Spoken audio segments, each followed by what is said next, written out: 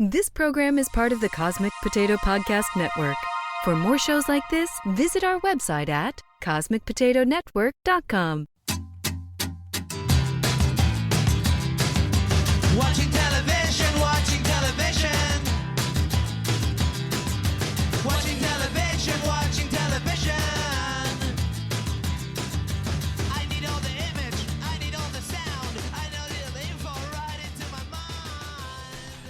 Hey everybody, welcome back to Trial by Pilot. This is the show where we judge an entire series of television and the work of hundreds on one episode. I'm Bill Lynch. I'm Elizabeth Lynch.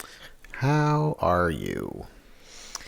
You know, how good are any We're of talking us about right now? The Great. We are discussing the pilot to The Great, a new historical drama kind of on Hulu. I'd say they're going more for comedy. Oh yeah, Yeah. but like a historical drama comedy. A historical dramedy. Yeah. Okay. Did you a just hystromedy. coin that? A hystromedy. Which is also a medical procedure where you get your butt removed. Wait, what? It is? Hystronomy, yeah. Is that real? No. It just You sounded... get your butt removed. Is that real?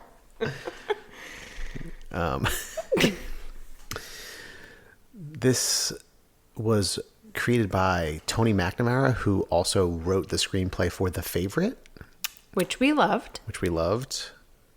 I think we saw it first and then recommended it to Casey, and then Casey saw it. It's fine if you say that. He doesn't listen to any episodes he's not on. So we can talk shit about it if we want. No, yeah, Favorite was great. I think the screenplay even won an Oscar for Best Screenplay, in addition to a bunch of other Oscars that it won. Mm-hmm. This has a similar feel. Yeah. Especially similar in the way that maybe they used the same exact set. It felt like there were some scenes where I was like, this looks like a scene right out of The Favorite. Yeah, I mean, it had a similar feel and tone, and you know, that was certainly the writing. I think part of it was just the historical context. Mm-hmm. It was like amped up even more in this show. Yeah. Like this one was even more satirical and like just Tongue in cheek. completely ridiculous. Yeah. More so than The Favorite, at least. Yeah. It centers around the story of Catherine the Great. And I mean, like you said, tongue in cheek.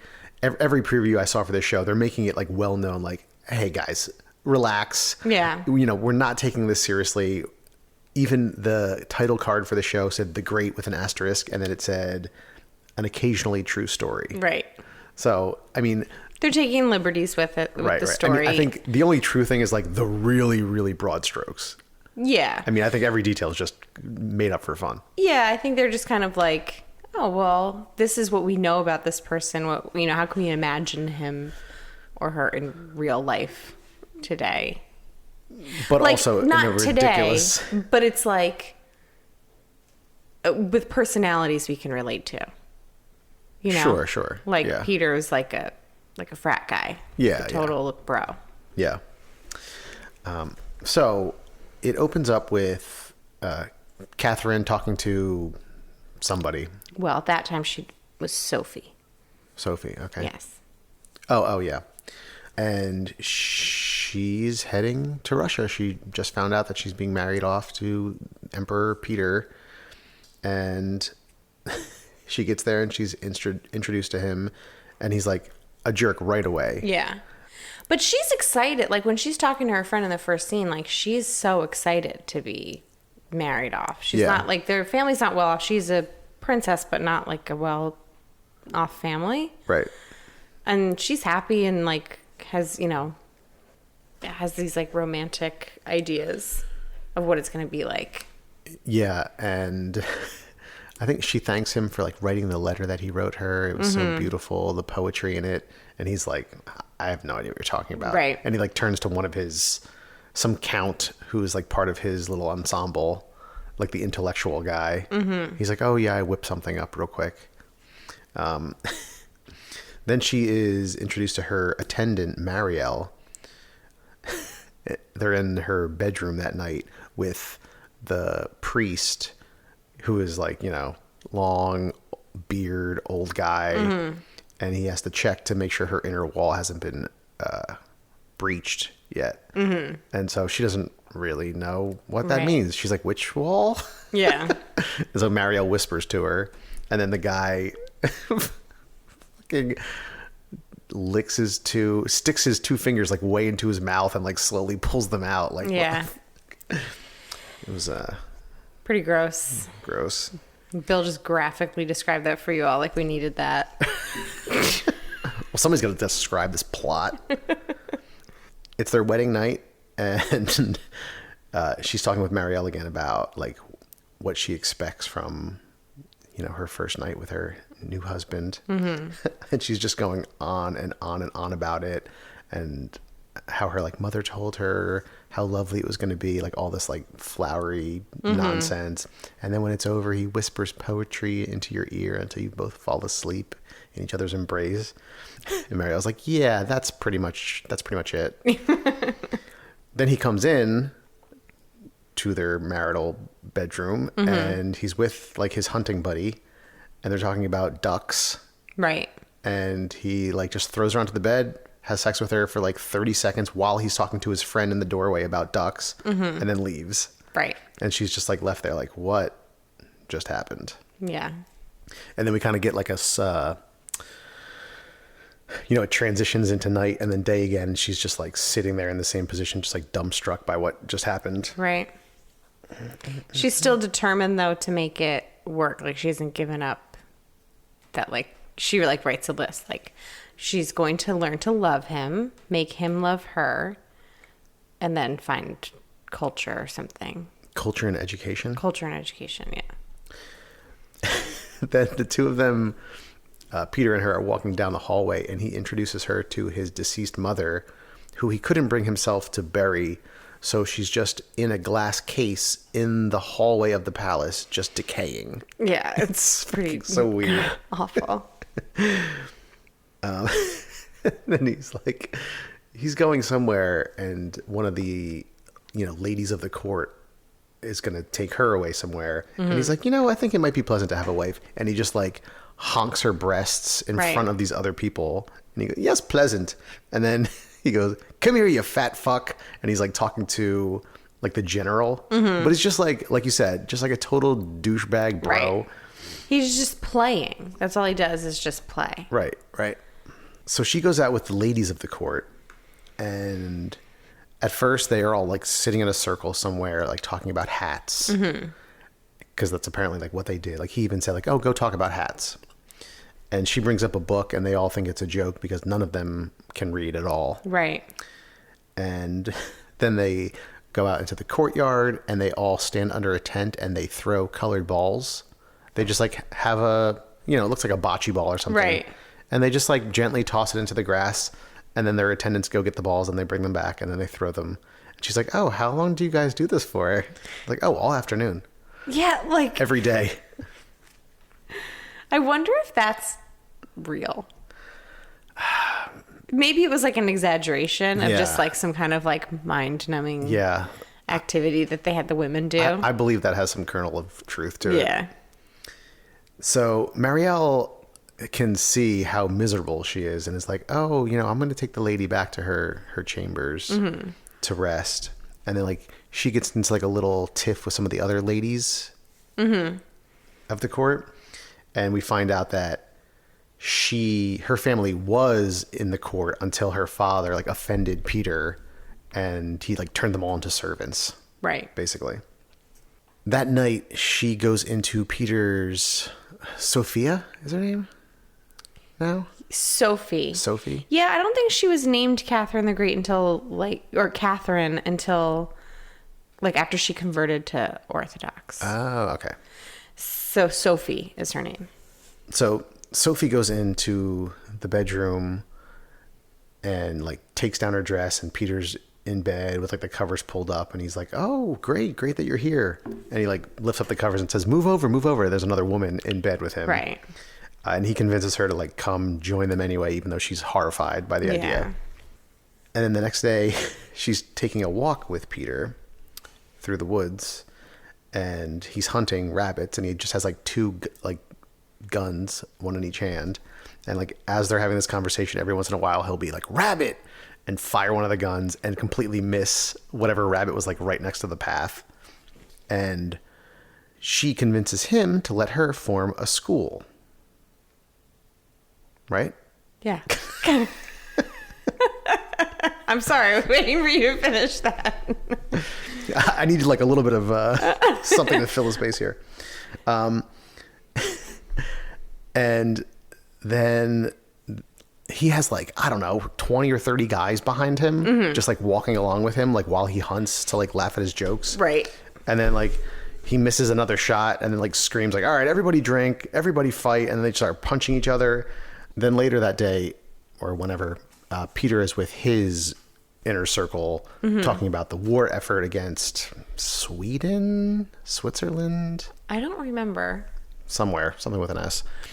And how poorly it's going. And it's like, it's very clear in this and a bunch of other scenes that like everyone's just like a yes man. Everyone's so terrified because he has a temper and he just like snaps his fingers and like beheads people.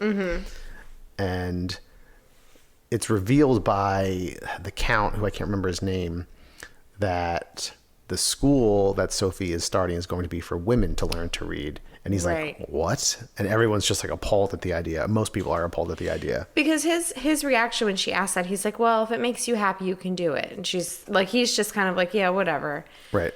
But not knowing that that was going to be for women, which is just not what they do. Yeah.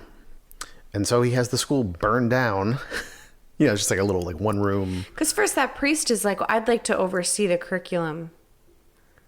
Like I want to make sure, and then he like brings it up. I mean, so it would have happened no matter what once they found out it was for women. Yeah, you know.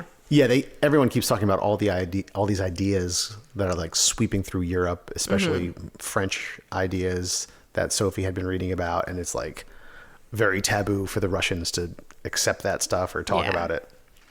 So he burns the school down, and she like rushes in to like get his help, basically like tell him like someone burned down the school that you said I could build, and then realizes that it's him. Right. And like her face at the end of that scene is like where she like really realizes like what an absolute piece of shit he is, and he's not he gonna like change. chucks a piece of pottery at her. I mean, first of all, he just breaks every dish he uses, but he also just like chucks a piece. Like he's not nice at all. Yeah. Like, there's nothing redeeming.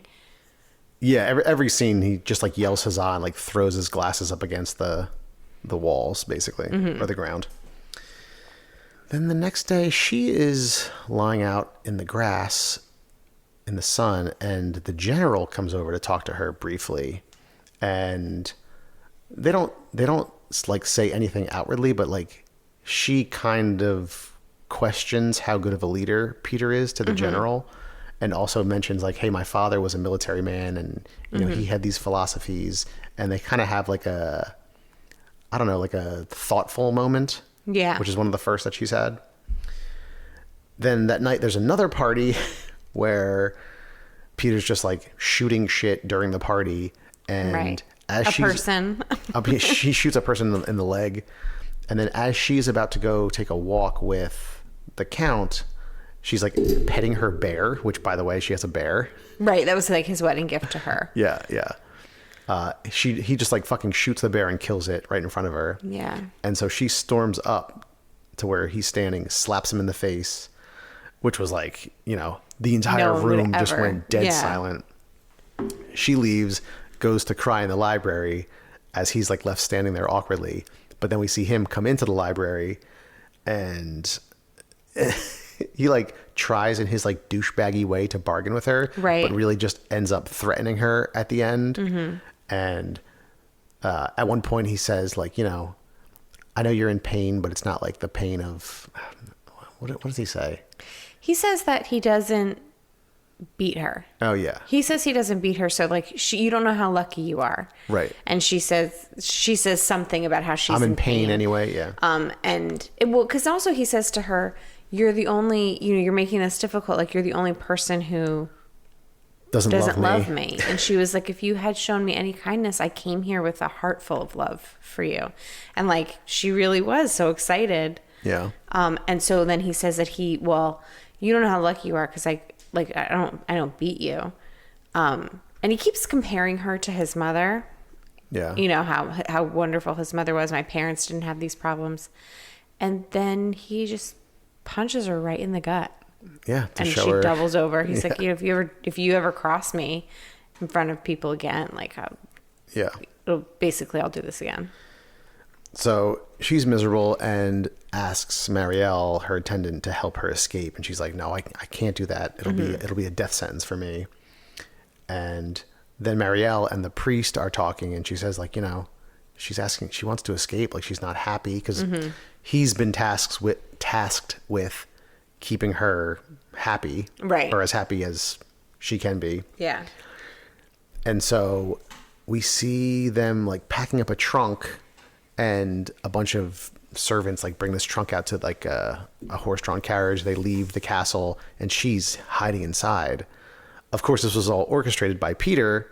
And so they like drive the carriage to a lake, throw her into the lake, and then like two guys like slowly dunk it. So she's underwater, like almost drowning. And then finally like Peter's like, oh, I'm just kidding. I'm not going to kill her. Bring her up. And so they dump her out at his feet. And he says, escort the Empress back. Also, she's played by Elle Fanning. Yeah. I hope she got paid a lot of money, like extra money for that day of shooting. I don't know how it works, but Being dunked. Oh my God. Yeah. Because that was her in there. Yeah.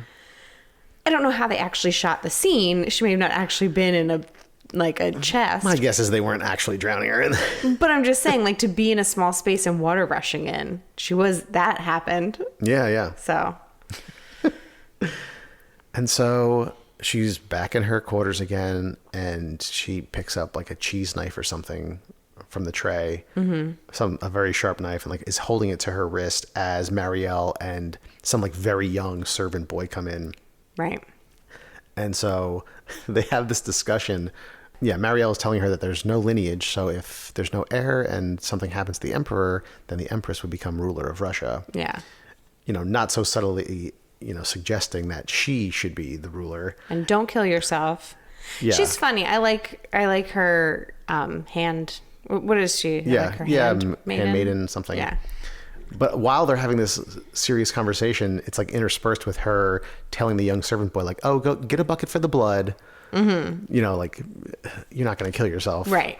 Oh, go get some towels too. It might spill over out of the bucket. And then at the end of the conversation, she's like, "All right, well, you think about it. I'm going to go get 2 coins for your eyes." Right. And then she's left in the room alone. Oh, and she says, you came in saying how much love you had in your heart and all these metaphors that you thought were for Peter. Well, maybe they were actually for Russia, like the country of Russia. And so she's left thinking and closes her eyes, and we see a scene that we saw at the very beginning where she's like leaning down on the beaches of some Russian lake ocean, kissing the ground. And then she whispers, "Huzzah." Because that's what Peter would scream every time he like drunkenly threw some glass against the wall. And that was the pilot to The Great. Her just like staring into the camera.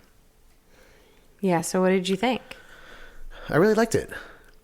It's, like I said, it had the feel of The Favorite. It was a little bit more ridiculous. Like, I mean, some of it was just so straight comedic and unrealistic, which is fine. I'm just saying it didn't feel like grounded in like actual reality. Right. But it was really good. I mean, that kind of, I don't even know how you would describe that kind of humor, because it's dry, but it's not like straight dry British humor. It's a little bit different. Because there is like some like slapsticky, like ridiculous humor to it. I don't really know how to describe it. Yeah, I don't know if you can. It's its own thing, but I enjoy it. I thought the acting was good. Yeah, I mean everything. The dialogue. What did you think? I was a little mixed. I ended up liking it at the end, but the beginning, I was not sold yet, because I think sometimes with this, I mean, I loved The Favorite. I don't think that there was a minute where I was like, oh, I don't think I liked it. I like a period piece, so it's not that. It's just that like this modernization, but not really modern, is sometimes weird for me. And I know that that's very popular, and it's kind of like how they, it's like why Hamilton is so popular. Like, just like, well, let's make this. It's like that cool history teacher who's going to make it like, think about it like this. Okay. Like imagine like that kind of thing. It's not really an updated telling of it. They're not modernizing the story, but it's, I don't, do you know what I'm trying to say? Yeah. They're trying to make it relatable, but it's still set in that time period. Yeah, I mean, there was some dialogue that made me kind of think that, like, at some point, Peter says a joke or like makes a joke, and then he's like, "Do you see what I did there?" Right. Like just like a very like modern quip. Yeah, it like takes you out of it just a little bit. A little bit. I don't know. It's not like this immersive, like real thing. Right. Like I didn't feel like I was really back there because it's such a ridiculous show. Right. So I think that helped. I mean, I agree with you. I'm just saying it didn't take me as out of it as I might have otherwise felt in a different type of show, just because this was like clearly just for mostly laughs. I mean, there was some good dramatic moments too, but it's like a comedy first. I just think it took me a little while to get into it. That's the only thing. And also the fact that it was in Russia, and I've complained about this before. No, like why everybody's British. And that's just kind of like, that's the standard and that's just what it is. But it's like, she's from, I was just looking it up. I guess it was Prussia, but it's now Poland. But I didn't know where I don't know a lot of the history. So like, I was like, well, where is she from that she's going to there? And now she's in Russia, and nothing about it. Like, when I picture like Russian history, I don't think of the 1700s, I guess. So it's like, there's nothing about it that made me think that they were anywhere other than England. You know what I mean? Other than the priest. I mean, I know that has been a complaint about this show. It's a complaint about every show like this, like Chernobyl. Chernobyl had only British actors. I knew that going in, and I just kind of got used to it. So it didn't really bother me. I totally understand the complaint. Yeah. I mean, there's more British actors, and people doing fake Russian accents sounds stupid anyway. Right. So what's the ideal scenario? Yeah, I think they're asking you to just kind of like, hey, we're telling, like, nothing about this is 100% realistic. We're telling you where this is. Just come with us. That's basically what they're saying. Yeah. And that's fine. It just takes me a little while to get into it. And I realized, like, as the end of it, like towards the end of it, where I was like, now I'm interested in the story, and like that they're gonna, like, the whole episode span, was the whole, basically up until the idea where she has the idea for like the coup, basically. Or like that she's going to try and, I don't actually know the history, so I don't know who comes up with that plan. Yeah. But like that makes me like interested, because I'm like, okay, here we go. Like now here's like the juicy part, and here's what's going to happen. Yeah. And I think that they're wise in the way that they're framing this for like a modern audience, where here's like this really like strong, smart, educated woman who has ideas and wants other women to have ideas, and she's bored with gossip. Like that's like kind of who you want your role model to be. And so the fact that they're focusing on that is interesting. Like it's no surprise to me that like this is like, okay, why would you tell us modern telling of Catherine the Great? Oh, this is why. Yeah. Yeah, totally. And I mean, I agree with you that it took me a little bit too. It only took me like, I think 10 minutes. Like the first 10 minutes I was like, all right. Yeah. And then like I got into the kind of like the rhythm and tone of the show, because it's weird. Right. And then once I found where it was, I started to enjoy it more. And then as like the more dramatic moments started to pop into, and like you started to meet all the big players, like the Count and Marielle and the other guy, I became more interested in the dramatic side too. Who's your favorite character, do you think? Just after the pilot? Yeah. I mean, we don't spend a ton of time with anybody. I guess Marielle? I think that she's mine too. Yeah. The acting was really good. Yeah, yeah. Yeah, I'm trying to think of who else. There was the Count guy and the General and the priest. I mean, I think she's kind of the standout as the favorite. Like, I think that's what they were going for. sure, yeah. Yeah, I mean, I think she's going to be a big player. I think Yeah. she's going to be like, not pulling her strings, but like clearly like helping to orchestrate things and Yeah. Giving her some backup. Right. I mean, Nicholas Hoult. I don't know if that's how you pronounce his name. I've heard it like pronounced a couple different ways. Hoult. Plays Peter. Okay. Yeah. What else has he been in? He's been in a ton of stuff like the last 2 years. Like he's starting to get a Yeah. lot of work. You've definitely seen him in Mad Max Fury Road, although he looked totally different. Yeah, I was gonna say that's not where I recognized him He from. was he was like the cult guy who ended up going with Mad Max and the women at the end. Okay. Yeah, I can't. None of that's even ringing a bell. I mean, he looks completely Yeah. different. But he was also in like Tolkien. He played Tolkien, Okay.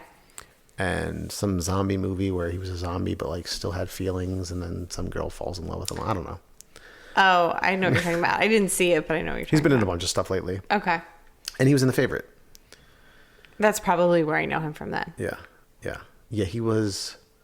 I think he was some politician with like a big wig or something. In The Okay, Favorite. yeah. Do you know what I'm talking about? So yeah, I mean, he was good as like a terrible Terrible person. dipshit dictator. Yeah. Who's like just so oblivious that everyone is just yesing him to death, and like I think on their walk she's asking him like, oh, it must be like so difficult to run this like huge empire and like make all these decisions. He's like, no, it's pretty easy. Yeah. Like he clearly just isn't putting any thought into it whatsoever. Yeah. Well, that's what he's the count for, to do all the thinking stuff for Right. ruling. He said something like that. Right. So yeah, I enjoyed it. Do you think you'll keep watching it? I mean, I would like to. I mean, it's time for our weekly segment where we complain about having There's no time so to watch much TV. TV to watch. Yeah, I mean, I will. At this point, it's probably easier for me to watch stuff without you. So why don't you just not watch it, and then I'll just continue by myself. Since you fine. didn't seem to like it as much. Because now I'm done with Better Call Saul. I'm caught up on that. Mm-hmm. I finished Westworld. So I don't really have a lot of like personal stuff going on right now. We just have shows we need to watch. Which we finished. I'm Not Okay With This last night. We did. And if you watched that pilot or just heard us talk about it and were interested, it's 7 episodes that are like 20 to 25 minutes. Yeah. There was one episode that was a little bit longer. Yeah, but even that one was like 25, I think. Well, Maybe- either way, like yeah. I remember being like, oh, this is not a 20-minute episode because I was waiting to do something. Yeah. But anyway, I liked that show. What did you think of that? I liked it. I really liked it. There were like a couple moments of dialogue with like her and her little brother that like just felt kind of awkward between like young actors. But I liked it. I thought everyone was good. I mean, her neighbor friend Stan was so good. Yeah. He was fantastic. And then the ending, I did a post on Instagram today. I saw it. Like, that ending was pretty unexpected, but then I'm like, it was unexpected, but at the same time, It was perfect. yeah, I mean, I certainly while that scene was going on, I like knew what was going to happen because they kept showing her running Right. throughout the series. So like, that's Something is going to happen. I didn't know what, and I Yeah. didn't think that was going to happen. We don't want to spoil anything. Yeah. I didn't think exactly what was going to happen. I remember it happened, and I was like, "Is this seriously how this show ends?" Like Yeah. it was just so bizarre because I felt like everything else seemed so like not necessarily realistic because obviously she's these supernatural powers, but nothing was so like ridiculous that happened. right. And so I felt like it was kind of ridiculous, but I also felt like it was exactly what needed to happen. Like no one was upset that happened. Well, the audience. Well, yeah. I'm saying no one in the audience was actually upset. You mean like as us? You mean like Us. we are the audience? Yeah. We yeah. are the audience. Yeah. Yes, we watched the show.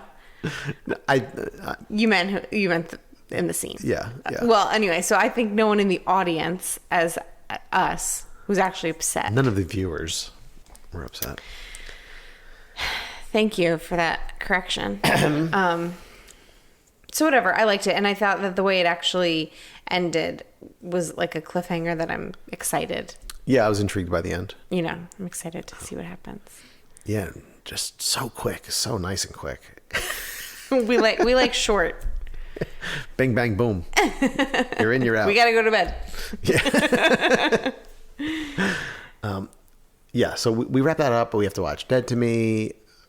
We have Dead to Me is great because Dead to Me is another one that's 30 minutes. That's nice. That's nice. That can be before bed. We have like 60 hours left of My Brilliant Friend season 3. Oh my God. I think I was complaining to you the other night, like, Yeah, well, last night we were trying to figure out what to watch. And you were too tired. I mean, every episode is a full hour, and I really do enjoy that show, but man, those episodes feel so fucking long. Yeah, they do. I mean, I just like find myself like 45 minutes in, I'm like, is this over? It just like keeps going. Yeah.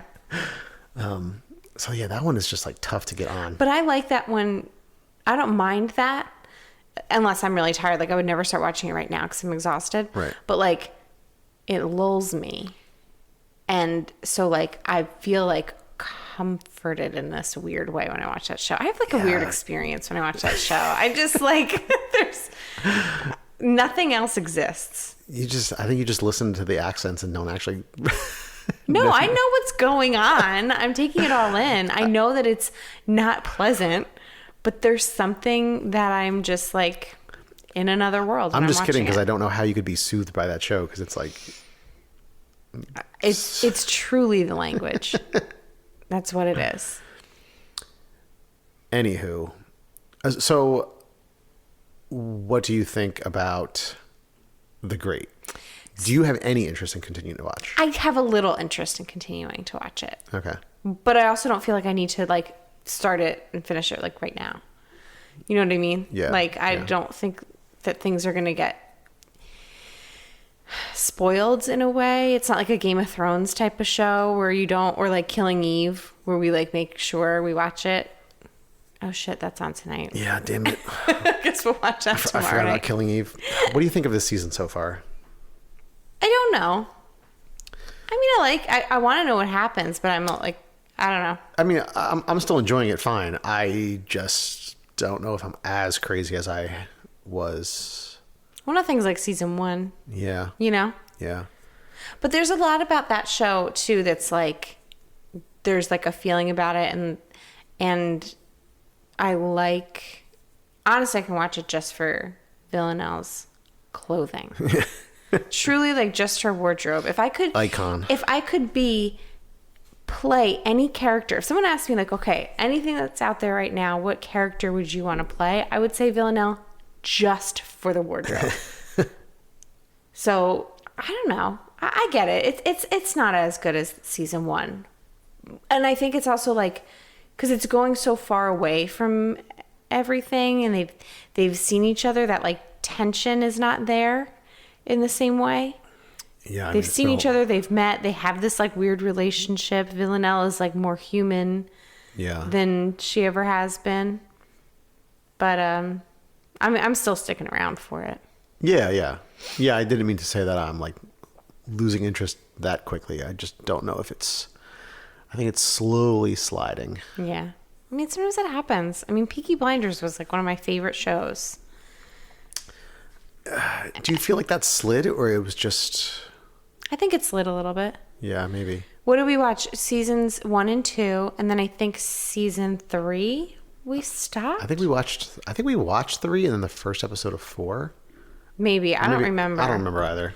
I think it slid a little bit, and the timing of it also was like in our lives when it was around, it was just kind of like, all right, let's find something else. Yeah, and I think this happens a lot with shows is there's such an intriguing premise and like it's all encapsulated and like you get to know all these characters and then like they have to up the ante. Right. So now this like little town gang in Peaky Blinders has to like go international with this like espionage, whatever storyline. Now he lives And in a then- mansion. Yeah, and there's like all these like political things going on in the background. Yeah.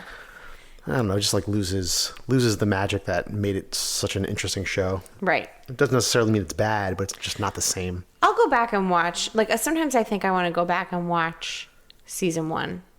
Oh yeah. I just really, really loved it. It was just like a gritty show. Yeah. All right. Cute boys. Would you recommend The Great? Yeah, I think so. Yeah, I mean, I think you probably know if you are the intended audience. Yeah. If you like kind of wacky satirical content, if you like The Favorite. Mm-hmm. I don't know what else I would compare to it, really. I can't think of anything. Yeah. But you probably know. And I mean, if you watch the pilot episode, you probably have a pretty good feel of what the tone of the show is going to be, at least. I think that people who are like really into history too might probably like it, because that, like, not for like Maybe. the accuracy, but just to like get a laugh out of something history. You know, like all these other period pieces that you've seen, like. Well, yeah, maybe. I feel like you need to appreciate the humor first before just like being a history buff. Because the humor is pretty. I don't know. It's like pretty out there. I don't think like anyone interested in the subject matter is going to think that this is funny. I don't know. I think in a nerdy way they will. Maybe. And I'm not saying that too. I hope that doesn't sound like offensive. I just think it's like it's not like this humor is like so out there that you can't get it. It's just that it's like, you know, a little bit later than like watching a, you know, Amadeus or something. Yeah. All right. Do you think The Great will get a second season on Hulu? This is a Hulu show made for Hulu. Yes. It says that at Not the for beginning. FX? No, it says that at the beginning too. This is a Hulu show A made for Hulu production for Hulu. It's fucking so annoying. So weird. Yeah, I think it'll get a second season. All right. Did you say that? I did. I said it will yes, get. it will. I said Okay. yes. All right. It's been a long day, guys. If you have suggestions on shows for us to watch, don't even email them in because we just don't have time. You can find us on Facebook, Instagram, and Twitter at Trial by Pilot, or email us at trialbypilot@gmail.com. Also, we're on YouTube for some reason. You can watch our podcasts on YouTube. And did you even know that? I'm like looking around for a hidden camera now. I didn't do my hair and I don't have a bra on. Oh, God, me neither. And go on to Spotify, Stitcher, Apple Podcast, subscribe to the show, leave a review, and tell a friend. Oh, and thank you to the Beats for providing our theme music. Thanks, Beats. Okay. Okay, bye. Well then, bye. Watching